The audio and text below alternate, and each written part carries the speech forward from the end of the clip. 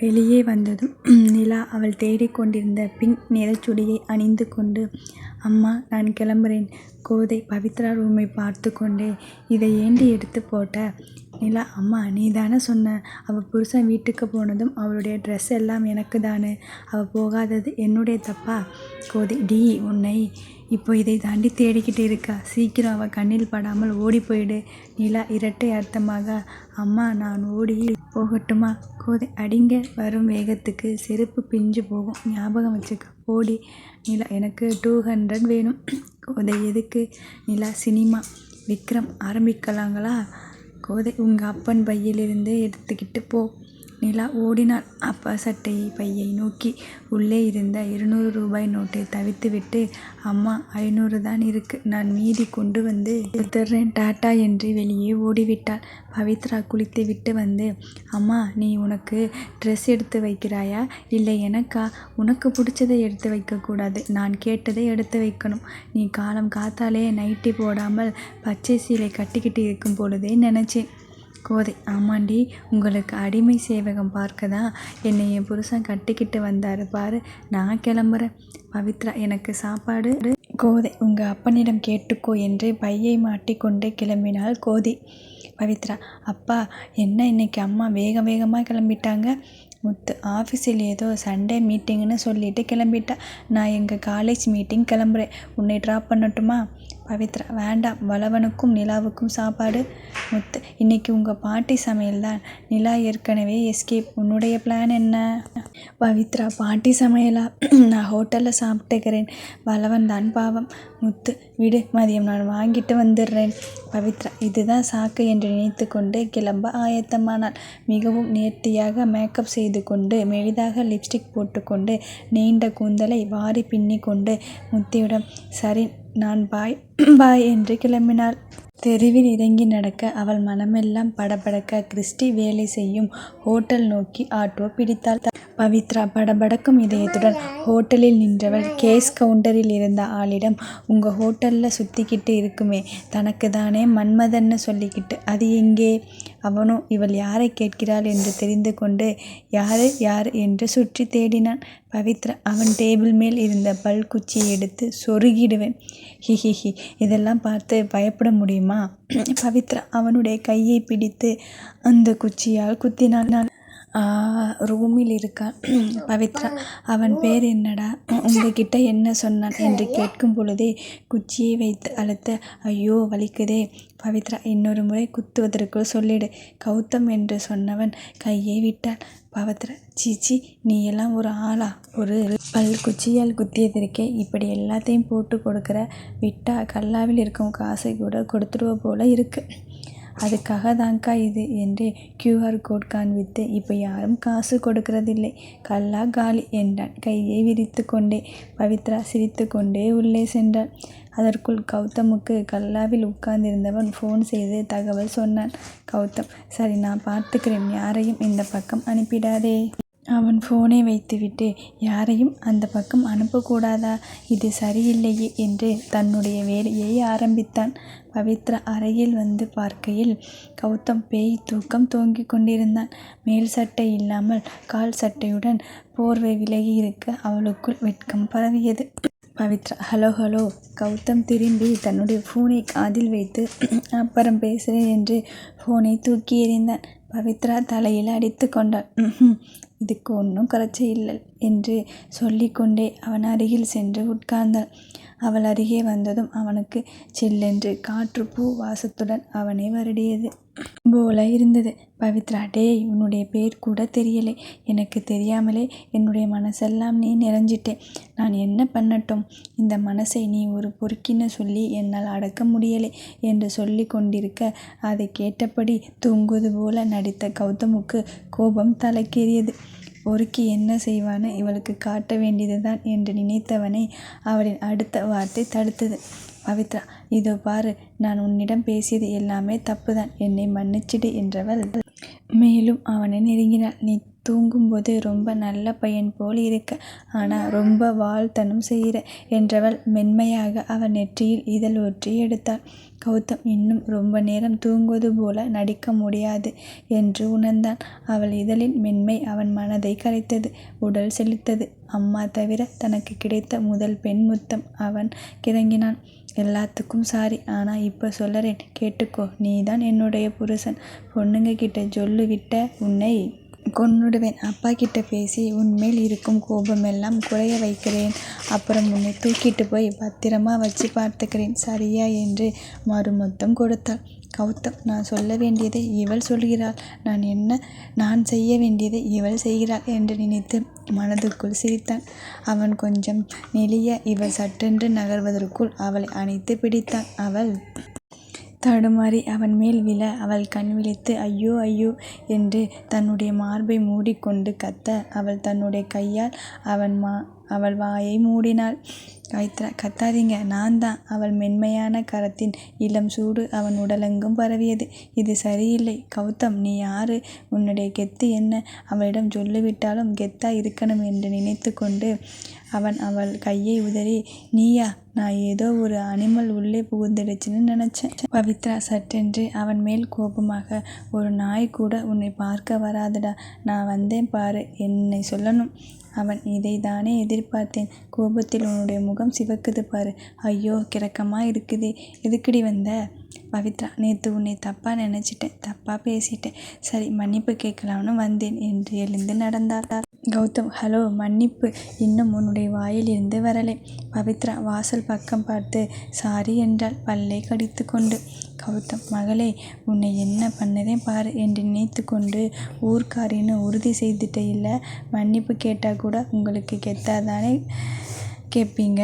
பவித்ரா அவனை பார்த்து நின்று சாரி. கௌதம் அவளை இன்னும் வெறுப்பேற்று, ஐயோ, உன் மூஞ்சியில் முழிச்சிட்டேனே, இன்னைக்கு நான் உயிரோடு இருப்பேனா? கடவுளே, என்னை காப்பாத்து. பவித்ரா, சீ போடா. கௌதம், நீ நின்றுக்கிட்டு இருக்கிறது என்னுடைய ரூம், நீ போடி. பவித்ரா, என்னது போடியா உன்னை என்று கையில் கிடைத்த தலையணையை வைத்து அவன் முகத்தை அழுத்தினாள். உன்னை கொல்லாமல் விடமாட்டேன், போனால் போகட்டும்னு பார்த்தா ரொம்ப ஓவரா போற என்று அவன் மேல் பாய்ந்தவளை அவன் லாவகமாக அவளுடைய இடையை தாங்கி பிடித்து இழுத்து அணைத்தான். அவளுடைய தனித்துவமான வாசனையை முகர்ந்து அதில் கொஞ்சம் இன்பமுற்று விடுவித்தான். பவித்ரா என்ன நடந்தது என்று யோசிப்பதற்குள் அவளுடைய இடையில் இருந்து அவன் கை விலகியது. உன்னை கௌதம், சிப்போ என்று துரத்த அவள் கோபம் பல மடங்காகி கண் கலங்கியது. அங்கிருந்து வேகமாக வெளியேறினாள். அவன் அந்த தலையணையை அணைத்து கொண்டு, என்னடி பண்ணற? என்னை காதலில் விழக்கூடாதுன்னு கட்டுக்கோப்பாக வச்சிருந்த என்னுடைய மனசை இப்படி கலைக்கிறியே என்று புலம்பினான். கௌதம் அரை பக்கம் யாரையும் விட வேண்டாம்னு சொல்லிட்டானே, அதனால் அந்த ஹோட்டலில் வேலை செய்பவர்கள், ஹவுஸ் கீப்பிங் உட்பட அனைவரும் அவன் அறை வாசலில் நின்றனர். பவித்ரா அழுது கொண்டே வெளியே வந்ததை பார்த்து, என்னாச்சு? கௌதம் அறைக்குள் இருந்து கொண்டு வெளியே சத்தம் கேட்கவும், டேய் தடி பசங்களா, வெளியே வந்தேன், அவ்வளவுதான். கௌதம், அந்த பொண்ணை என்னவோ செய்துட்டான், அழுதுகிட்டே போகுது. ரேப் பண்ணிட்டானா? போச்சு, நம்ம ஹோட்டல் மானம் போகுது. அது பெரிய இடத்து பொண்ணுப்பா, ஹோட்டலை இழுத்து மூட வச்சிடுவாங்க, நமக்கு எல்லாம் வேலை இல்லாமல் போகுது. கௌதம் எரிச்சலாக வெளியே வர அவனுடைய சட்டை இல்லாத மேலுடம்பையும் அவனுடைய நெற்றியில் பதிந்து இருந்த லிப்ஸ்டிக் கரையையும் பார்த்து, டேய், நான் சொன்னது எல்லாம் உண்மைடா என்று ஒருவன் கத்த, கௌதம் கையில் கிடைத்த துண்டை வீசி, போங்கடா எல்லாம் என்று அனைவரையும் துரத்தினான். நலன் அங்கு வந்து, டேய் போங்கடா, ஹோட்டலில் ஆர்டர் எடுக்காம இங்கே என்ன பண்ணுறீங்க என்று துரத்திவிட்டு கௌதமை அறைக்குள் இழுத்து தள்ளினான். நலா, எங்களுக்கு வேலை போச்சுன்னா நீ 1 வருஷ சம்பளம் கொடுத்து தான் அனுப்பணும். நலன்ச்சி போங்க, வேலை செய்வதை விட்டு ஹோட்டலை இழுத்து மூடுவதிலேயே குறியாக இருங்க. 1 வருஷ சம்பளத்தை வாங்கி சந்தோஷமாக இருந்துடுவீங்களா? ஒவ்வொருத்தனுக்கும் எப்படி அடி விழும்னு 2 வருஷத்துக்கு எழ முடியாதபடி போங்கடா. அவர்களை துரத்திவிட்டு இவனை பார்க்க கௌதம் கட்டிலில் சாய்ந்தபடி எங்கோ பார்த்து சிரித்தான். நலன், டே, என்னதான் நினச்சிட்டு இருக்க? அந்த பொண்ணு அழுதுகிட்டே போகுது. பிடிச்சிருக்குன்னு சொல்லு, இல்லையா இல்லைன்னு சொல்லு, அதை விட்டு கொடுமைப்படுத்தாதேடா. கௌதம் பிடிச்சிருக்கு. ஆனால் வேண்டாம் மச்சி, இதெல்லாம் நமக்கு தேவையா? நாளைக்கு அவளும் ஆசையை வளர்த்துக்கிட்டு நானும் ஆசையை வளர்த்துக்கிட்டு அம்மா அப்பாவை பற்றி தெரிஞ்சதும் ஆட்டத்தை கலைக்க சொன்னால் மறுபடியும் முதலில் இருந்து ஆரம்பிக்க என்னால் முடியாது. நலன், அப்புறம் எதுக்கு அவள் பின்னாடி சுத்தின? கௌதம், நான் கட்டிய தாலியை கழுத்தில் போட்டு இருக்கா. நீ ஒரு ஆண்மகன் தானே, உன்னுடைய மனசில் என்ன தோணும்? நலன், அப்போ முறையா வாழ ஆரம்பிங்க. கௌதம், நீயே சொன்ன அவங்க அப்பா ஒரு அதிமேதாவின்னு. அந்த ஆளு என்னை பெற்றவர்கள் பற்றி தெரிஞ்சுக்கிட்டு இதெல்லாம் ஒத்து வராதுன்னு சொல்லிட்டா என்ன பண்ண? நலன், டேய், உங்களுக்கு கல்யாணமாகி முழுசா 15 நாள் ஆகுது. அந்த ஆளு நினைச்சா என்னுடைய ஹோட்டல் நீ எல்லாத்தையும் தரை மட்டமாக்கி விடுவேன். ஆனால் அவளுடைய அப்பன் உன்னை இதுவரை தொந்தரவு செய்தானா? கௌதம், இல்லையே. நீதான் அந்த ஆளை பற்றி பெருசா பில்டப் கொடுத்தியோன்னு யோசிக்கிறேன். நலன், அப்போ ரத்தம் வழியை கட்டு போட்டுக்கிட்டு நின்னது எல்லாம் பொய்ன்னு சொல்லுறியா? இன்னும் வடு கூட ஆறலை. கௌதம், அதுவும் சரிதான், குழப்பமாவே இருக்கு. நலன், அப்பனை விடு, உனக்கு பிடிச்சிருக்குன்னு சொல்லற, அந்த பொண்ணுக்கும் பிடிச்சிருக்குன்னு தெரியுது. பழகி பாரு, உனக்கு தானே த்ரில்லிங்கான விஷயம் எல்லாம் பிடிக்கும். இதுவும் த்ரில்லிங்காக இருக்கும். ரன்னிங், சேசிங், ஷூட்டிங் எல்லாம் இருந்து எப்படி இருக்கும்? வரலாற்றில் இடம் பிடிக்கலாம் மாப்பிள்ளை.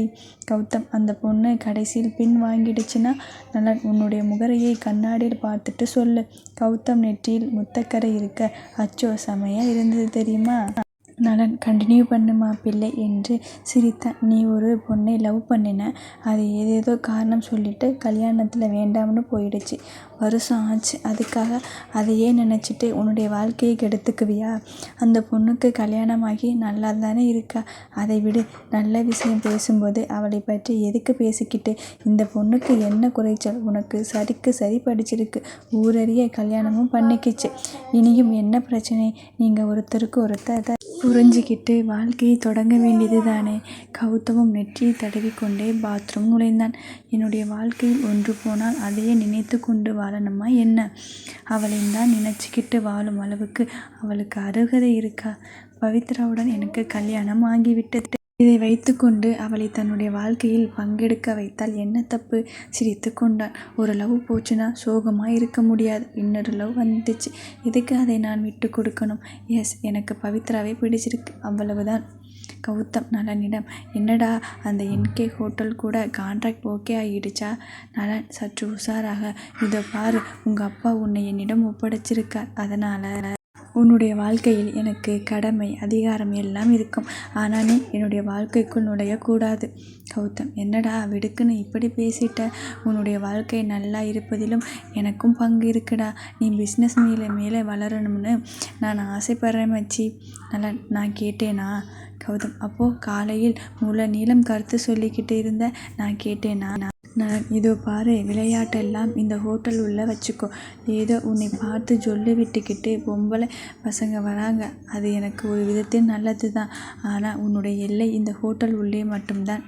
கௌதம், அப்படி என்னை கூண்டுக்குள் அடைக்க முடியாது மச்சி, விடு, நான் அந்த ரிசப்ஷனிஸ்ட் கிட்ட கேட்டு தெரிஞ்சுக்கிறேன். நலன் அவன் கையை பிடித்து இழுத்தான். வேண்டாம், நான் இப்போது அங்கே தான் போகிறேன், என்னோடு வந்து தொலை. கௌதம், சலிச்சுக்காதே மச்சி, அங்கே தான் என்னுடைய ஆள் வேலை செய்கிறா. நீ உன்னுடைய வேலையை பாரு, நான் என்னுடைய வேலையை பார்க்கிறேன், ஓகே? நலன், சரி, காரை எடு. கௌதம், என்னை டிரைவராகவே ஆக்கிட்டா என்று புலம்பிக் கொண்டு காரை எடுக்க போனான். இருவரும் ஹோட்டல் நோக்கி பயணித்தனர். கௌதம் நலனுடன் உள்ளே சென்றவன் ரிசப்ஷனில் நின்று கொண்டான். நீ போடா. நலன், டேய், என்னிடம் என்ன சொன்ன? இப்போ இங்கே என்ன பண்ணிக்கிட்டு இருக்க? கௌதம், என்னுடைய ஆளை பார்க்க போகிறேன்னு சொன்னேன், அதான் இங்கே நின்றுக்கிட்டு இருக்கேன். நலன் தலையில் அடித்து கொண்டு, உன்னை திருத்தவே முடியாது என்றான் கடுமையாக. கௌதம் ஹோட்டல் ரிசப்ஷனிஸ்ட் முன்னின்று ஜொல்லை விட்டு கொண்டே, என்ன மச்சி திட்டுற? நலன் அவனை அங்கிருந்து தனியாக இழுத்து சென்று, பைத்தியக்காரா, பவித்ராடா உன்னுடைய ஆள், காலையில் அவளுக்காக தானே பேசிட்டு இருந்த. கௌதம், நான் எப்போ மச்சி சொன்னேன் பவித்ரா என்னுடைய ஆளுன்னு? பார்த்தியா, என்னுடைய ஆள் யாருன்னு செலக்ட் பண்ண கூட உரிமை இல்லை. பவித்ராவை தான் என்னுடைய ஆளாக ஏற்றுக்கணும்னு ஏண்டா வற்புறுத்திக்கிட்டு இருக்க? நலன், அவள் உன்னுடைய ஆள் இல்லை, உன்னுடைய பொண்டாட்டி. எக்கேடோ கெட்டு தொலை. என்னிடம் வந்து நிற்காதே என்று கோபமாக உள்ளே சென்றான். கௌதம் அவன் சென்றதும் 2 கைகளை தன்னுடைய மார்புக்கு நேராக வைத்து சாரி என்று ரிசப்ஷனிஸ்டிடம் சொல்லிவிட்டு அவனுடைய அறையை நோக்கி சென்றான். அப்பா அம்மாவுடன் தங்கிய அறைக்குள் நுழைந்து கதவை சாத்தி கொண்டான். தன் முன் இருந்த கம்ப்யூட்டரை துவக்கி மேனேஜருக்கு மெயில் அனுப்பினான். கேட்டரிங் கான்ட்ராக்ட் ஃபைனல் பண்ணிடுங்க. பவித்ராவுக்கு ஜாப் அசைன் பண்ணியாச்சா? மேனேஜர் பதிலாக இல்லை சார் என்று டைப் செய்து கொண்டே நலனை பார்த்து ஒரு 2 நிமிடம் சார் என்றான். நலன் ஓகே, நான் வெயிட் பண்ணுறேன் என்று சொல்லிவிட்டு காத்திருந்தான். கௌதம் மேனேஜருக்கு சில கட்டளைகளை பிறப்பித்து விட்டு பவித்ரா வேலை செய்யும் ஆஃபீஸ் கேமராவை துவங்கினான். அவளுடைய டேபிளை காட்டும் கேமராவை தன்னுடைய திரையில் பெரிதாக்கி வைத்து கொண்டு பச்சை நிறத்தில் சுடிதாரில் அவனுடைய மாலில் இருக்கும் சிலை போல புதுமையாக உட்கார்ந்து கொண்டிருந்தாள். கௌதம், நீ என்னை பத்திரமா வச்சு பார்த்துக்கிறியா? இருடி, உன்னை எப்படி டார்ச்சர் பண்ணுறேன்னு நீயே சொல்லணும். என்னை பத்திரமா பார்த்துக்கோணும் என்று சிரித்து கொண்டான். கௌதம் தன்னுடைய முதல் காதலை அவர்கள் குடும்பமாக கூட்டணியாக மறுத்தவுடனே அவளை அவனால் தலைமுழுக முடியவில்லை. காதல் தந்த தோல்வி ரணத்திலிருந்து மீள முடியவில்லை. ஆனால் அவனுக்கு பழிப்பு காட்டும் விதமாக அந்த காதலியின் திருமண பத்திரிகை அவனுக்கு வந்து சேர்ந்தது. அம்மா அப்பா தினமும் நொந்தபடி இருக்க தானும் வாழ்வில் லாய்க்கில்லாமல் அலைய ஒரு நாள் ஒரு சம்பவம் நடந்தது. சென்னையில் பைக்கில் வந்த ஒருவன் இன்னொரு பைக்கில் வந்தவனை இடிக்க அதை பேலன்ஸ் பண்ண முடியாமல் அவன் தடுமாறி விழுந்து தலையில் அடிபட்டு ரத்தம் வழிந்தது. இது கௌதம் கண்முன்னே நடந்தது. ஆனால் அவனால் அடிபட்டவனுக்கு உதவ முடியாமல் தெருவோரம் அமர்ந்திருக்க அங்கு ஓடி வந்தாள் அந்த பெண். ஹலோ, ஹெல்ப் சார், இங்கே பக்கத்தில் ஹாஸ்பிட்டல் எங்கே இருக்கு சொல்லுங்க, இவருக்கு ரொம்ப ப்ளீடிங் ஆகுது. அந்த பக்கம் வந்த இன்னொருவன், அம்மா உங்கள் சொந்தக்காரரா? அவளோ கதறிக்கொண்டே, இல்லை, யாருன்னே தெரியாது, ப்ளீஸ் ஹெல்ப். அந்த பெண் மற்றவரின் உதவியுடன் ரோட்டில் அடிபட்டு கிடந்தவனை ஆட்டோவில் ஏற்றி கொண்டு சென்றார். அப்போது அவன் மனம் ஃப்ரீஸ் ஆனது. யாரோ ஒருத்தருக்கு உதவும் நிலையில் கூட தான் இல்லை. குடித்துவிட்டு ஆடிக்கொண்டிருந்த கால்களை பார்த்தான். வீட்டில் படுத்தவன் போதையினாலா இல்லை அவனுக்குள் இருந்த நல்ல மனம் எட்டி பார்த்ததாலா என்று தெரியவில்லை.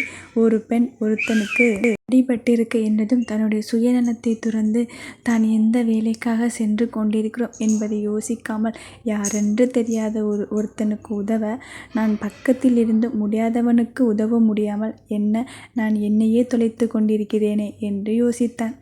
விட்டுட்டு போனவள், அவளுடைய வாழ்க்கையில் நான் தேவையில்லை என்று தூக்கி எறிந்து விட்டு சென்றவள், அவளை நினைத்து என்னை நானே கெடுத்து கொண்டு சமுதாயத்தையும் கெடுத்து வாழ்கிறேனே என்று நினைத்து வருந்தினான். தன்னை சுற்றி இருக்கும் தன்னுடைய குடும்பம், நண்பர்கள் போன்றவர்களை தவிக்க விட்டு எவ்வளோ ஒருத்திக்காக வாழ்க்கையை தியாகம் செய்ய வேண்டுமா?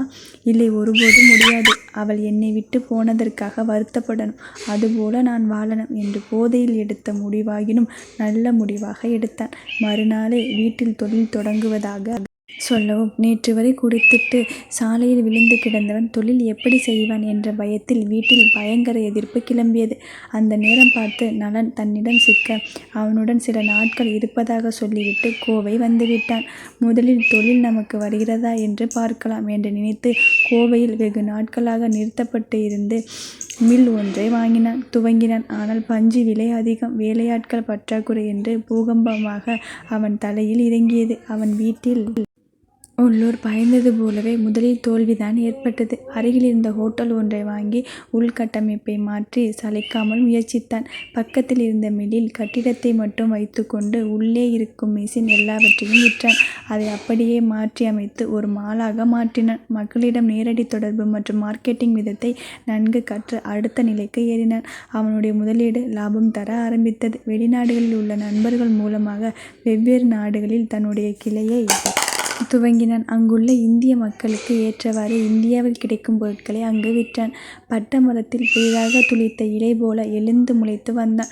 ஒரே வருடத்தில் புதிய உச்சம் நோக்கி ஏற ஆரம்பித்தான். சரி, அவனை புதிதாக துளிர்க்க வைத்த அந்த பெண் சென்னையில் பார்த்த அந்த யாரோ ஒரு பெண்ணை கோவையில் சந்திக்க நேர்ந்தது. அதுவும் நலனுக்கு வந்த ஆர்டர் மற்றும் பத்திரிகை மூலமாக. அதில் இருந்த போட்டோவில் தெரிந்த பவித்ரா முகம் அவன் மனதில் ஆழமாக பதிந்த முகம். அந்த திருமணத்திற்கு நலன் அவனை வரவேண்டாம் என்று சொல்லியும் கேட்காமல் திடீரென நலனுடன் கிளம்பினான். முழு மனதோடு அவளை வாழ்த்த வேண்டும் என்ற எண்ணத்தில் பட்டாம்பூச்சி பறப்பது போல ஒரு ஹேர் கிளிப் வாங்கி வைத்து சின்னதாக கிஃப்ட் கவர் போட்டு எடுத்து வந்திருந்தான். திருமணம் முடிந்ததும் அவளுக்கு வாழ்த்து சொல்லிவிட்டு அன்று நடந்த நிகழ்ச்சியை குறிப்பிட்டு தன்னுடைய வாழ்வில் அவள் மிகப்பெரிய பங்கு ஆற்றி இருக்கிறாள் என்று குறிப்பிட்டு தன்னுடைய கிஃப்ட் கொடுத்துவிட்டு செல்ல வேண்டும் என்பதுதான் அவனுடைய நோக்கமாக இருந்தது. ஆனால் விதி வேறு விதமாக விளையாடி விட்டது. அந்த பெண்ணே தன்னை திருமணம் செய்து கொள்ளும்படி கேட்பாள் என்று நினைக்கவில்லை. உடல் சிலிர்த்து போனது. சட்டென்று எதையும் யோசிக்காமல் தாலி கட்டியவன் இன்று அந்த தேவதையை வைத்த கண் வாங்காமல் பார்த்து கொண்டிருந்தான். இன்னும் தனக்கு வேலை கொடுக்கப்படவில்லை என்ற தவிப்போடு அமர்ந்து இருந்த அவளின் டென்ஷன் தனக்கு தெளிவாக தெரிந்தது.